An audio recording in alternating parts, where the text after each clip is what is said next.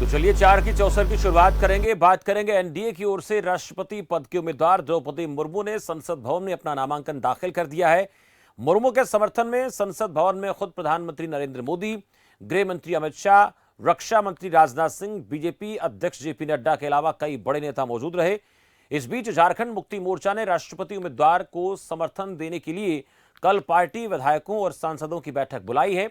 वहीं विपक्ष की ओर से उम्मीदवार यशवंत सिन्हा 27 जून को नामांकन दाखिल कर सकते हैं।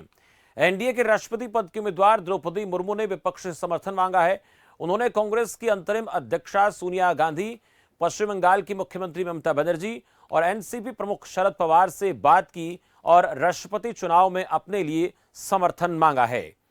तो आप तस्वीरों में देख सकते हैं, प्रधानमंत्री नरेंद्र मोदी, गृह मंत्री अमित शाह की मौजूदगी में द्रौपदी मुर्मू ने एनडीए के प्रत्याशी के तौर पर राष्ट्रपति के लिए अपना नामांकन दाखिल किया, पर्चा दाखिल किया है। वहीं दूसरी तरफ यशवंत सिन्हा को लेकर जानकारी आ रही है कि वो 27 जून को अपना नामांकन दाखिल कर सकते हैं। पर बड़ी बात इसमें यह है कि द्रौपदी मुर्मू ने विपक्ष से भी समर्थन मांगा है कि वो उनके पक्ष में वोट करें।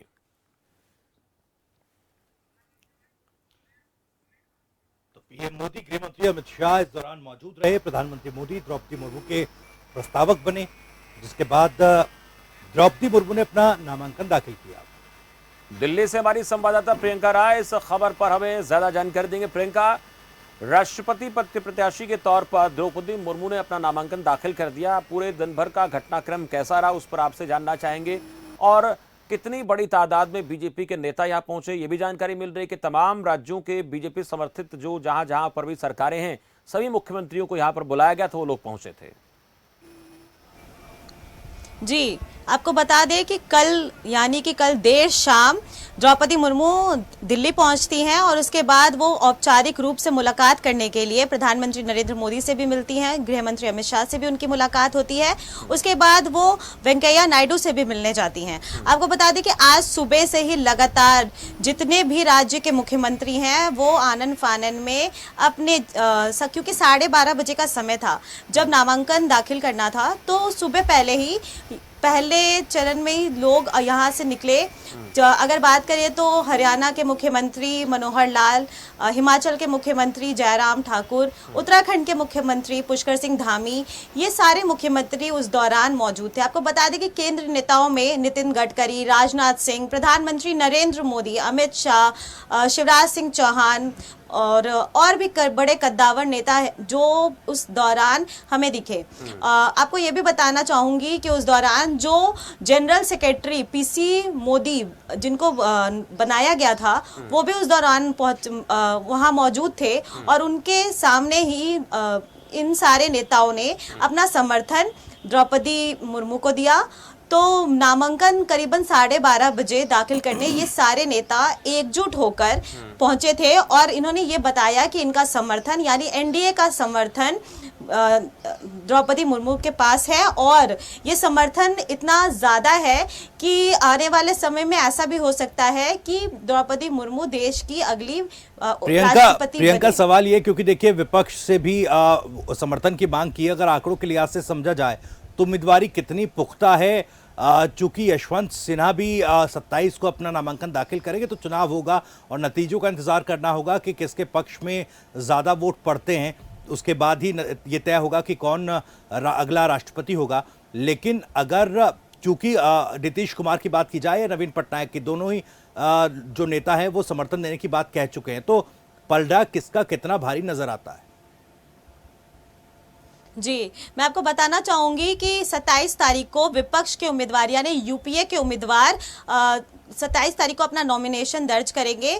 आपको यशवंत सिन्हा के बारे में थोड़ा सा बताना चाहूंगी। ये पूर्व वित्त मंत्री रह चुके हैं। चंद्रशेखर की सरकार में भी ये वित्त मंत्री थे और अटल बिहारी वाजपेयी की सरकार में भी ये वित्त मंत्री थे। आपको ये भी बताना चाहूंगी कि अगर राजनीतिक पृष्ठभूमि की बात करें तो इनकी पकड़ भी काफ़ी अच्छी मानी जाती है और विपक्ष लगातार ज़्यादा से ज़्यादा लोगों को अपने साथ जोड़ने की कोशिश कर रहा है। तो वहीं एनडीए के उम्मीदवार यानी द्रौपदी मुर्मू ने ये अपील की है बहुत सारे राज्यों के मुख्यमंत्री से, पश्चिम बंगाल के मुख्यमंत्री से भी, कि वो लोग भी इनको अपना समर्थन दे। तो अभी फिलहाल जब 2 तारीख तक आखिरी दिन है जब ये दोनों उम्मीदवार अपना नॉमिनेशन अगर किसी कारण से चाहे तो वापस ले सकते हैं।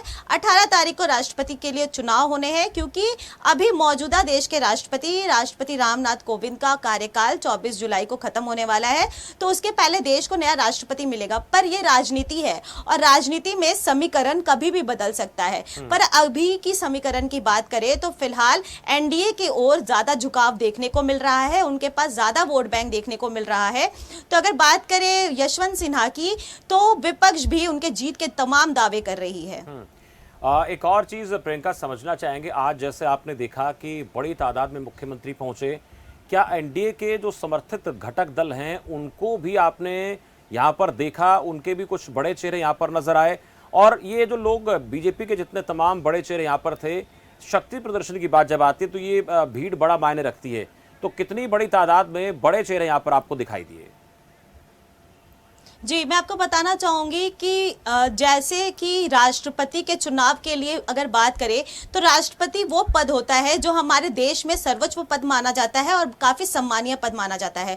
और अभी फिलहाल देश की हर जनता की नजर मुझे लगता है कि राष्ट्रपति चुनाव पे जरूर होगी, क्योंकि देश में ये ऐसा दूसरी बार होगा कि अगर कोई महिला हमारे देश की राष्ट्रपति बनती हैं, और पहली बार ऐसा होगा कि कोई एसटी ट्राइब से आकर, यानी आदिवासी समूह से आकर हमारे देश में प्रेसिडेंट का पद संभालेगा।